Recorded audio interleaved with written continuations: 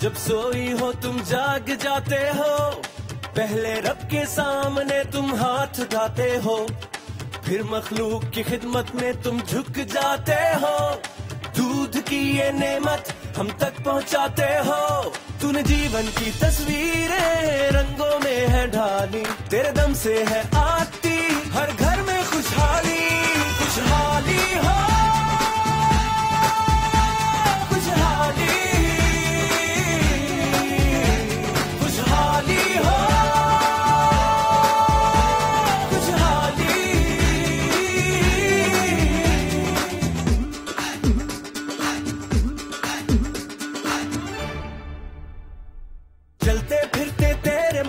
ایک انمول خزانہ ہے، ہر بیماری ہر تکلیف سے تم نے انہیں بچانا ہے، یاد ہے رکھنا تم نے اپنی پیداوار بڑھانا ہے، آگہی اور علم کے ہر پہلو کو اپنانا ہے، وہ جو صحت مند قوم سمجھو ہم نے منزل پالی، خوشحالی ہو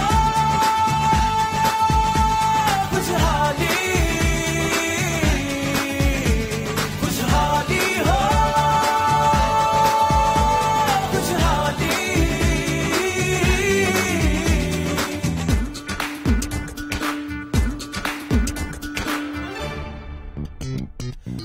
سے ہے یہ عزم ہمارا اور خود سے بھی ہے پیمان، تندرستی اور صحت بنے گی یوں ہی ہم سب کی پہچان، دھرتی ہوگی شان ہماری ہم ہوں گے دھرتی کا مان، تیری اپنے خوشحالی کی راہوں میں ماری ہے جان، اور ترقی کی یہ راہیں ہم سب نے ہے اپنا لی، خوشحالی ہو خوشحالی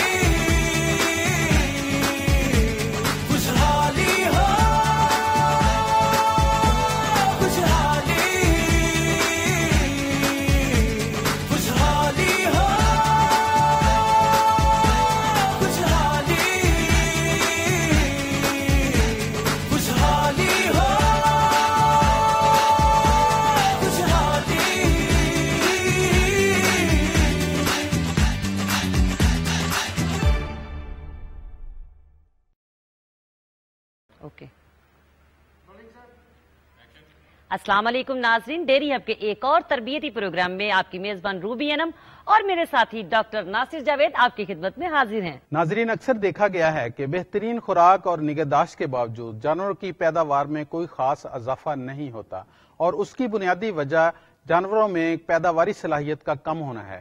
کم صلاحیت والے جانور کو جتنی بھی اچھی خوراک دے دی جائے اس کے دودھ میں کوئی خاص اضافہ نہیں ہوتا۔ منافع بخش ڈیری فارمنگ کے لیے افزائش نسل کی کیا اہمیت ہے، اسی سلسلے میں بات کرنے کے لیے آج ہم نے دعوت دی ہے پروفیسر ڈاکٹر محمد علیم صاحب کو۔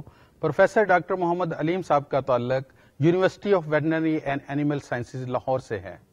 السلام علیکم ڈاکٹر صاحب، ہم ڈیری ہب کے اس تربیتی پروگرام میں آپ کو خوش آمدید کہتے ہیں۔ ڈاکٹر صاحب، میرا پہلا سوال ہے، ڈیری فارمنگ میں افزائش نسل سے کیا مراد ہے؟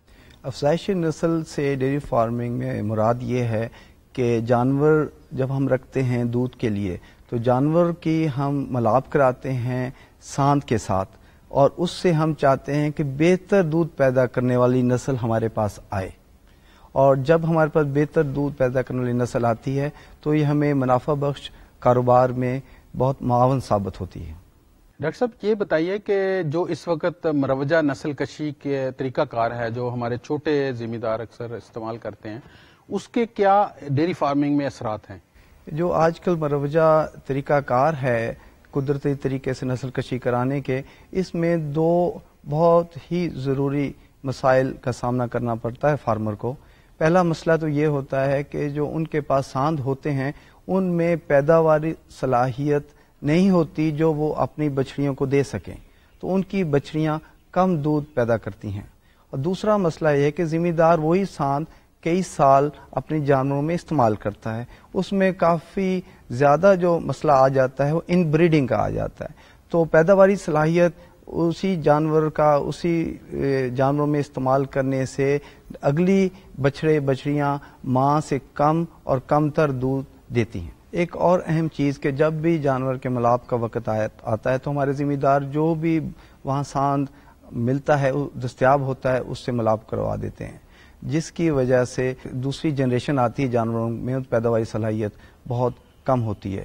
اس کے لیے ایک اچھے ساندھ کا ہونا نہایت ہی ضروری ہے۔ ڈاکٹر صاحب بڑی اچھی آپ نے بات کی ہے، یہ ہمارے اکثر دیہات میں دیکھا گیا ہے کہ ساندھ کے انتخاب کے وقت کوئی توجہ نہیں کرتے، تو اچھے ساندھ کا انتخاب کن بنیادوں پہ کرنا چاہیے؟ اچھے ساندھ کا انتخاب کی کئی بنیادیں ہیں۔ جو سب سے اہم بنیاد یہ ہے، اچھا ساندھ ہمیشہ ہم وہ استعمال کرتے ہیں جس کی ماں نے بہت زیادہ دودھ دیا ہو، یہ اس کا ایک پہلا بنیادی نقطہ ہے۔ اور اس کے بعد اسی ساندھ کو جب ہم جانوروں کے ساتھ ملاپ کرواتے ہیں تو ہمیں یہ بھی دیکھتے ہیں کہ اس کی بچڑیاں جب جوان ہوتی ہیں وہ بھی دودھ زیادہ دیں۔ جب ان کی بچڑیاں زیادہ دودھ دیں تو ہم ایسے ساندھ کو ہمیشہ استعمال کرتے ہیں کہ وہ اس سے بچے لیے جائیں۔ اس میں بھی آپ نے وہ ان بریڈنگ کا ہمیشہ ذہن میں رکھنا ہے کہ ایک ہی جانوروں میں وہ دوبارہ وہ ساندھ استعمال نہ ہو۔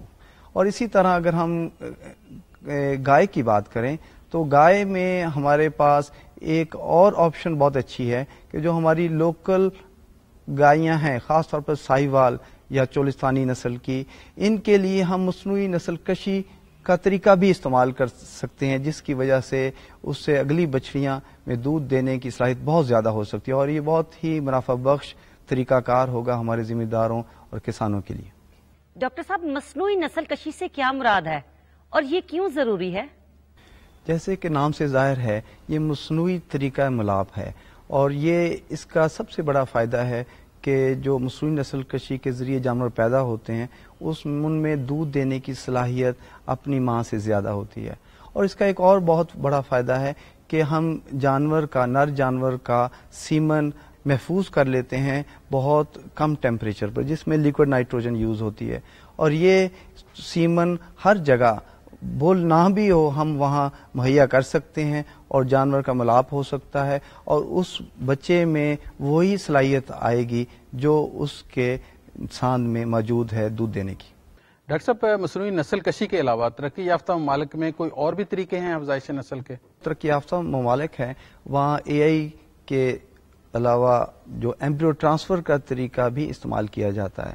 جو اے آئی اور ایمبریو ٹرانسفر میں بنیادی فرق ہے کہ اے آئی میں ہم پیداواری صلاحیت ساندھ کی استعمال کرتے ہیں، جبکہ ہماری گائے یا بھینس اوسط پیداواری صلاحیت کی ہوتی ہے، جبکہ ایمبریو ٹرانسفر میں ایسے جانور استعمال کیے جاتے ہیں جس میں ساندھ بھی بہت اچھی صلاحیت رکھتا ہو دودھ پیدا کرنے کی، اور مادہ اور گائے بھی وہ صلاحیت رکھتی ہو، اور بچہ جب پیدا ہوتا ہے اس میں پیداواری صلاحیت تقریباً ڈبل ہو جاتی ہے اگر ہم اس کو مقابلہ کریں اے آئی سے۔ اور اسی کے دوسرے طریقے بھی استعمال کیے جائے، جس کو کلوننگ کہا جاتا ہے، جس میں جیسے ہمارے ٹویننگ ہم ہوتی ہے جانوروں میں، ٹویننگ کی طرح زیادہ ایمبریو ایک ہی پیداواری صلاحیت کے بھی پیدا کیے جا سکتے ہیں، اور یہی ایمبریو ہم ایک ڈونر اینیمل ایک دوسرے جانور میں رکھ دیے جاتے ہیں، اور اس کے بعد 9 مہینے کے اندر وہ جانور بھی بچہ دے دیتا ہے، اور اس طرح پاپولیشن جو ہماری جتنی بھی تعداد ہے جانوروں میں دودھ بڑھانے کی صلاحیت بہت جلدی امپروو کر جاتی ہے۔ ڈاکٹر صاحب، اکثر دیکھا گیا ہے کہ جو ساندھ کے استعمال سے مختلف قسم کی بیماریاں چلی جاتی ہیں، تو کیا مصنوعی نسل کشی میں اس کے بھی کوئی فائدے ہو سکتے ہیں؟ جی ہاں، جو ساندھ کے ذریعے مختلف بیماریاں گائے کو یا بھینس کو جاتی ہیں تو اس کا سدباب مصنوعی نسل کشی میں اس لیے ہو جاتا ہے کہ مصنوعی نسل کشی میں جو بھی ساندھ رکھے جاتے ہیں ان کا سالانہ چیک اپ ہوتا ہے تمام بیماریوں کے لیے، اور اس کے بعد اگر ان میں کوئی سی بھی ساندھ میں بیماری موجود ہو تو اسے بالکل استعمال نہیں کیا جاتا ہے۔ اور اسی طرح اس میں ایک اور فائدہ ہوتا ہے کہ ساندھ کی جہاں ہم سیمن ڈسٹریبیوٹ کرتے ہیں تو ہمارے پاس ان کی بچڑیوں کا پیداواری صلاحیت کا ریکارڈ بھی آ جاتا ہے، جس کی وجہ سے ہم ساندھ کو بھی سلیکٹ کرتے ہیں اور کچھ بعض اوقات اسے وہاں سے نکال بھی دیا جاتا ہے، جس کی وجہ سے ہمیں یقین ہوتا ہے کہ وہ ساندھ ہیں جس میں یہ صلاحیت ہے کہ پیداواری صلاحیت اپنی بچڑیوں میں دے سکیں، اور یہی وہ نقطہ ہے جس سے ڈیری فارمنگ منافع بخش ہو سکتی ہے۔ ڈاکٹر صاحب، 10 گائے یا بھینس رکھنے والا زمیندار اگر مصنوعی نسل کشی کا طریقہ کار استعمال کرتا ہے تو معاشی طور پر اس کو کیا فائدہ ہو سکتا ہے؟ ہاں، اگر ہم دیکھیں کہ اس کے پاس 10 بھینسیں ہیں تو اس میں اگر مصنوعی نسل کشی کا طریقہ استعمال کرتا ہے اور وہ 5 سال کے عرصے میں یہ بالکل ممکن ہے کہ اس کے جو دوسری جنریشن دوسرے بچے آتے ہیں اس میں پیداواری صلاحیت 6 لیٹر سے بڑھ کر 10 لیٹر اوسط ہو جائے گی، تو اس طرح تقریباً اس کو 40 سے 45% دودھ زیادہ ملے گا، اور جبکہ اس کے خرچے میں اگر بہت اچھی بھی خوراک کرتا ہے صرف 10% کا اضافہ ہوگا، اور اس کی آمدنی میں خاطر خواہ اضافہ اسے مل سکتا ہے اے آئی کرنے سے۔ آئیے ناظرین دیکھتے ہیں کہ چودھری عبدالحمید سائمہ جی اور میاں ساجد سے افزائش نسل کے بارے میں کیا گفتگو کر رہے ہیں۔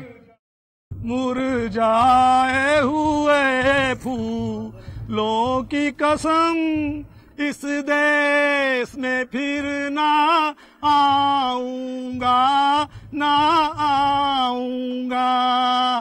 ہاں بھائی، تو کدھر جا رہا ہے؟ چوہی صاحب، عمر گزر گئی، عمر بیت گئی آپ سے پھینٹیاں کھاتے کھاتے، اب مجھ میں آپ سے پھینٹی کھانے کی مزید ہمت نہیں ہے، اس لیے جا رہا تھا۔ اور چل شوخیا، رکھ یہ نیچے اپنا تن توپڑا، میرا میٹر نہ گھما، میں پہلے بڑا پریشان ہوں، اور میری جانوروں کو تو پہلے کسی کی نظر لگ گئی ہے۔ اس پنڈ میں سب سے اونچا شملہ تھا میرا، لوگ مثالیں دیتے تھے کہ چودھری عبدالحمید کی بھینسیں سب سے زیادہ دودھ دیتی ہیں، لیکن اب تو ان کا دودھ دن بدن کم ہوتا جا رہا ہے۔ چوہی صاحب، یہ کیا ہوا؟ آپ ایک دم رنگین پنجابی ماڑ تاڑ والی فلم سے ایک دم غمگین اور Urdu black and white film پہ آ گئے ہیں۔ میں آپ کو چھوڑ کر نہیں جاؤں گا، میں آپ کو چھوڑ کے نہیں جاؤں گا۔ اچھا چل اٹھ گلو، مجھے پتا ہے تو مجھ سے پیار کرتا ہے، بس ایسے ہی کبھی کبھی نخرے شکرے کرتا رہتا ہے۔ نہیں، ایسی بات نہیں ہے چوہی صاحب، مجھے پتا ہے کہ آپ اندر سے ٹوٹے ہوئے ہیں اور آپ کے پاس نہ تنخواہ ہے نہ بقایا جات ہے، اس لیے کہا تھا۔ چل سلام چودھری۔ او وعلیکم السلام۔ وعلیکم السلام۔ یہ میاں ساجد ہیں۔ السلام علیکم شاہ صاحب۔ وعلیکم السلام جناب۔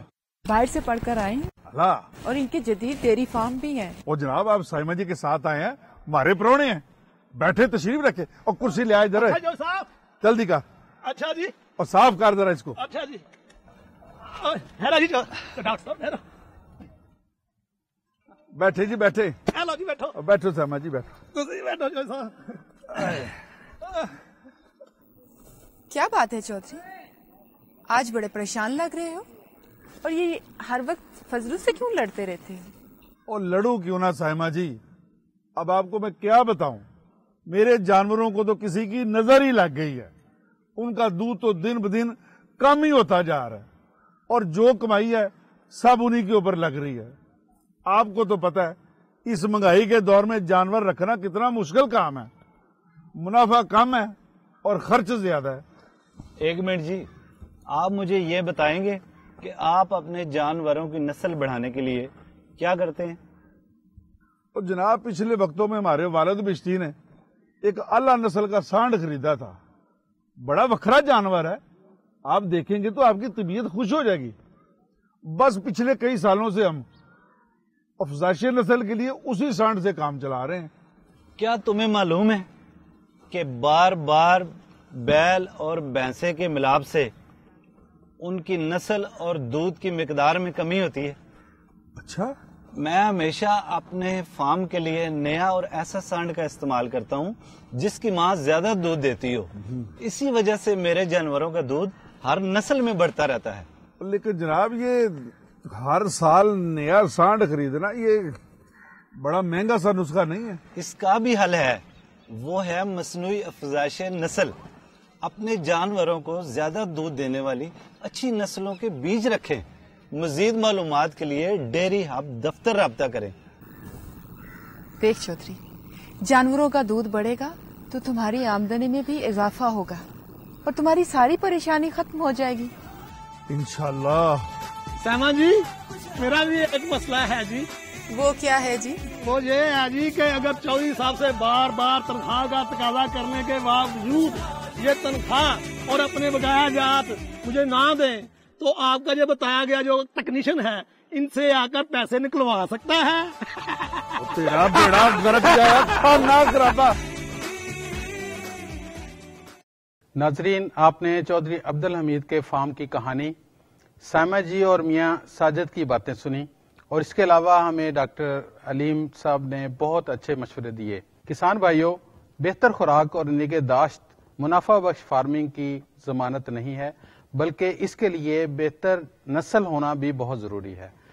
اس کے علاوہ اگر اچھے سان کا انتخاب ملاب کے وقت کیا جائے تو اس سے اگلی نسل میں دودھ کی پیداوار میں اضافہ ممکن ہے۔ ہماری کوشش یہ ہونی چاہیے کہ جانوروں کی ہر آئندہ نسل پچھلی نسل سے زیادہ دودھ دینے والی ہو، تاکہ ڈیری فارمنگ کے اس کاروبار میں ہم زیادہ سے زیادہ منافع حاصل کر سکیں۔ ڈاکٹر صاحب، آپ کی آمد کا بہت بہت شکریہ، اور اسی کے ساتھ ہمارا پروگرام آج اختتام کو پہنچتا ہے۔ روبی انم اور ڈاکٹر ناصر کو اجازت دیجیے۔ ڈیری ہب کے ایک اور تربیتی پروگرام کے ساتھ پھر آپ کی خدمت میں حاضر ہوں گے، تب تک کے لیے اجازت دیجیے۔ اللہ حافظ۔